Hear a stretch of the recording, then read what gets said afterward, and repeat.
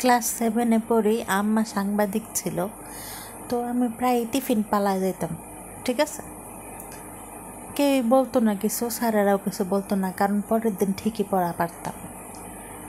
একদিন টিফিন পালায়া ভাত খেয়ে ঘুমাইছি, তখন দেখি ওই যে বাকের ভাই, দেখছেন নাটকটা, কোথাও কেউ নেই।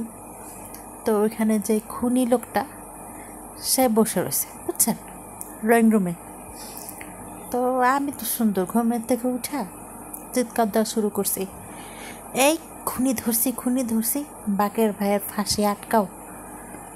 পরে এখন সব লোক জমা হয়ে গেছে। হ্যাঁ, তিথি কী হয়েছে?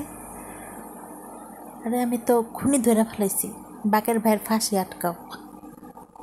যাও আদালতে যাও, গিয়ে বাকের ভাইয়ের ফাঁসি আটকাও, গিয়ে বলো যে ওই তিথি ওই খুনিরে ধরছে। ঠিক আছে, একটা বিতে কিচ্ছিরি কাণ্ড। আঙ্কেল হা করে দাঁড়ায় আছে। এখন মা আসছে, মায়ের হাতে একটা খুন্তি, বলতেছে, এই খুনি কি তোর বাসায় এসে ডিনার করবো তোর সাথে, কুত্তার বাচ্চা? ওনারা স্যার, ওনারা আমি আনছি এই সাক্ষাৎকার নেওয়ার জন্য। আম্মা সাংবাদিক ছিল। বলেন দেখি কি মুসিবত। উনি তো কিছু বলে নাই, আম্মা মারবে ধইরা।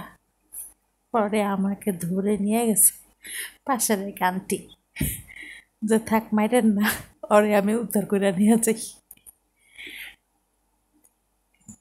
ছোটবেলায় কত শয়তান ছিলাম, আবার কেমন বোকাও ছিলাম না, এগুলা জৈবনে বুঝতাম না। আম্মা মারা গেছে এটা মানতে কষ্ট হয়, এটাও যদি অভিনয় হইতো ভালো হতো না।